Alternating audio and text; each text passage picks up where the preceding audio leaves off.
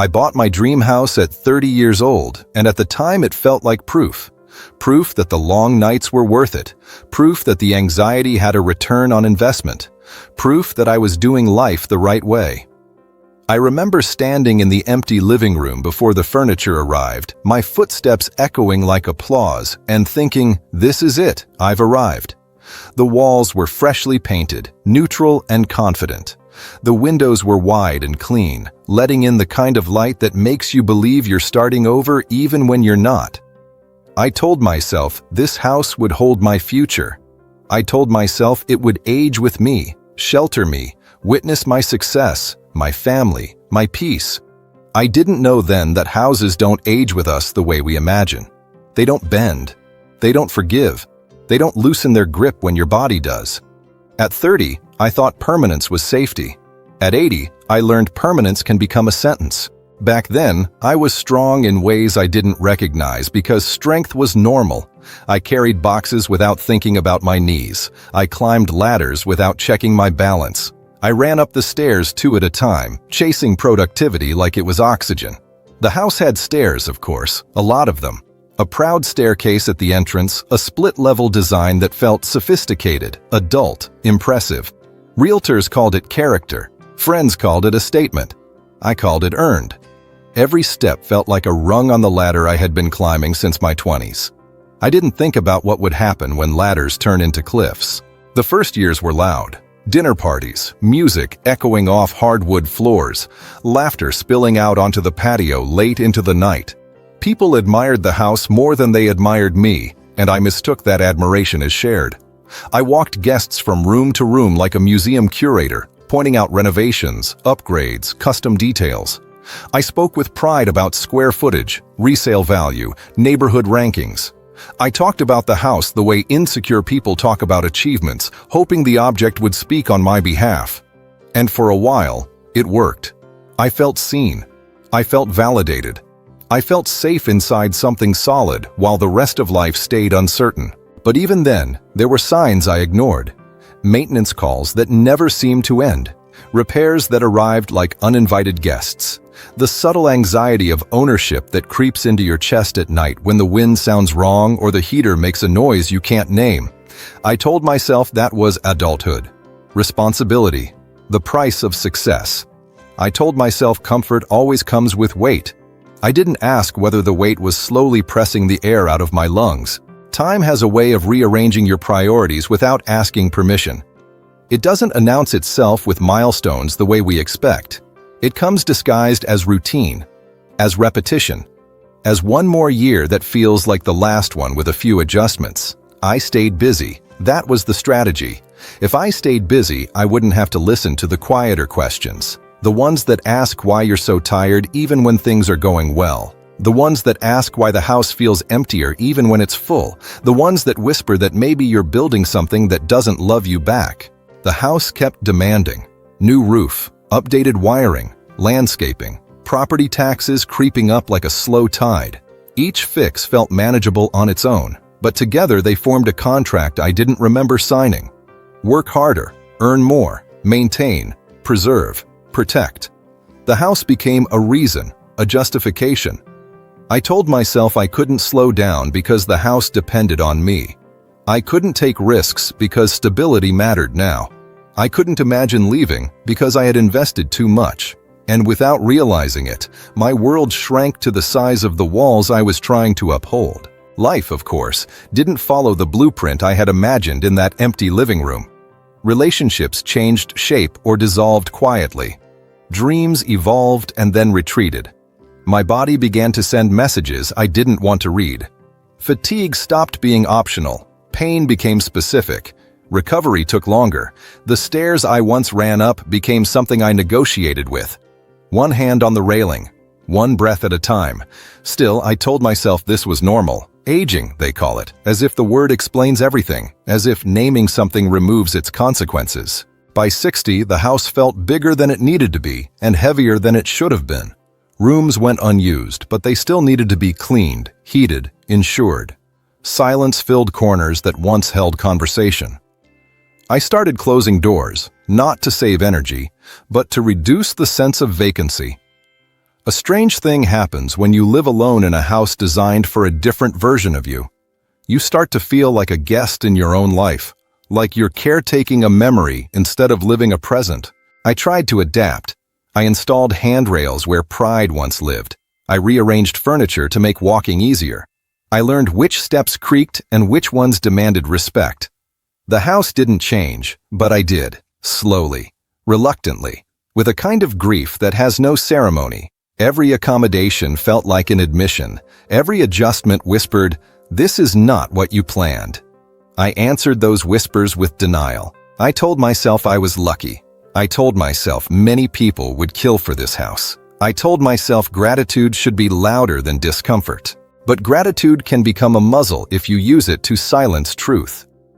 There came a morning when I stood at the bottom of the stairs, coffee cooling in my hand, and realized I was calculating my day based on how many times I could safely go up and down. I realized the house was dictating my movement, my choices, my independence.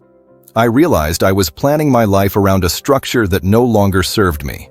That morning, something broke open inside me, not dramatically, not with tears or rage, with a quiet clarity that felt almost tender. This house, I thought, is not my home anymore. It is my responsibility. And responsibility, when it outgrows love, becomes confinement. At 80, words like prison don't come easily. You don't want to sound ungrateful. You don't want to dramatize. You don't want to scare people younger than you who are still chasing their own versions of security. But prison doesn't always mean bars. Sometimes it means obligation without escape. Sometimes it means familiarity that has turned hostile. Sometimes it means staying because leaving feels more dangerous than suffering.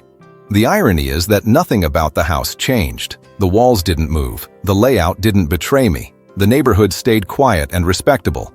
The betrayal, if there was one, came from my assumptions. I assumed the things that protected me in one season would protect me forever. I assumed success was static. I assumed my future self would thank me for the choices my younger self made without consulting him. I assumed time would be gentler because I had prepared. Preparation is a strange thing. We prepare for numbers, for assets, for contingencies on paper. We rarely prepare for the emotional weight of our own past decisions. We rarely prepare for the day when the very symbol of our independence becomes the thing that limits it. We rarely ask ourselves what freedom will look like when strength fades. At 30, freedom meant ownership. At 80, freedom means access, ease, the ability to move without fear, the ability to rest without guilt, the ability to choose comfort over pride. Selling the house felt like admitting failure, even though I knew intellectually it wasn't. The market didn't care about my emotions. Buyers walked through with the same wide eyes I once had. They admired the same staircase. They imagined the same futures. I watched them and felt like a ghost at my own wake. Part of me wanted to warn them, to say, ask yourself who you'll be when these walls are still standing and you are not the same. But that's not how life works. We all need our own evidence. Letting go was slow. Paperwork, decisions, sorting through decades of accumulated objects, each one carrying a version of me I no longer recognized. Every drawer was a timeline. Every closet, an archive of intention. I didn't realize how much of my identity I had stored in this place until I began dismantling it. Success has weight, and that weight doesn't disappear when the applause fades. It sits with you, waiting to be lifted, one box at a time. The day I handed over the keys, my hands shook. Not because I was weak, but because something fundamental was shifting. I wasn't losing a house. I was releasing a story I had told myself for 50 years. The story that said staying was safer than changing. The story that said endurance was the same as wisdom. The story that said comfort should be postponed indefinitely in the name of legacy. I stood on the sidewalk and looked at the windows one last time, and instead of pride, I felt relief. Grief, yes, but also air. Space. Possibility. I live somewhere smaller now. Quieter. No stairs, no echoing rooms. The walls are closer, but they don't press in on me. They hold me without demanding performance. I can reach everything I need without planning. I can sit without feeling like I'm neglecting something. I can rest without apologizing to the past version of myself who thought rest was weakness. And in this smaller space, I've learned something that took me a lifetime to understand. A home should support the life you are living, not the life you are trying to prove you lived. I don't regret buying that house. Regret is too simple, too sharp. It doesn't leave room for context. That house gave me shelter when I needed solidity. It taught me responsibility, patience, pride. But I regret not questioning the assumption that bigger and longer lasting was always better. I regret not revisiting the decision as I changed. I regret confusing loyalty to a structure with loyalty to myself. If you are listening to this and you are younger than I am, I'm not asking you to abandon your dreams or reject ambition. I'm asking you to leave room for revision, to build flexibility into your definitions of success. To remember that you are not a static being making permanent choices for an unchanging future. You are a moving target. Your needs will evolve. Your body will negotiate terms you haven't read yet. And the things you anchor yourself to should be able to move with you or be released without shame. If you are closer to my age and you feel trapped by something you once celebrated, I want you to know you are not ungrateful for wanting change. You are not weak for acknowledging discomfort. You are not failing by choosing ease after decades of endurance. There is no moral superiority in suffering longer than necessary. There is no prize for staying when leaving would give you back your breath. We don't talk enough about the quiet prisons we build with good intentions, the careers that won't let us rest, the homes that won't let us move, the identities that won't let us change. We call them investments. We call them stability. We call them smart choices. And sometimes they are, until they aren't. Wisdom is not clinging. Wisdom is noticing when the cost has changed and having the courage to respond. At 80, I have fewer years ahead of me than behind me, and that has sharpened my honesty. I no longer have time to impress an imaginary audience. I no longer have energy for obligations that don't give something back. I no longer believe that permanence is the highest virtue. Presence is. Adaptability is. Kindness to your future self is. The dream house did not ruin my life. It taught me a lesson I couldn't have learned any other way. That security without flexibility becomes confinement. That pride can outlive usefulness. That the bravest thing you can do sometimes is to leave a place that once made you feel invincible and choose something that simply makes you feel safe. If this story resonates with you, if you've ever felt the weight of something you worked so hard to earn, I invite you to sit with that feeling instead of pushing it away. Share it. Talk about it. We are taught to celebrate acquisition and stay silent about release. But release is where many of our most honest lives begin. If you've made a change that others didn't understand, or if you're standing on the edge of one now, you're not alone.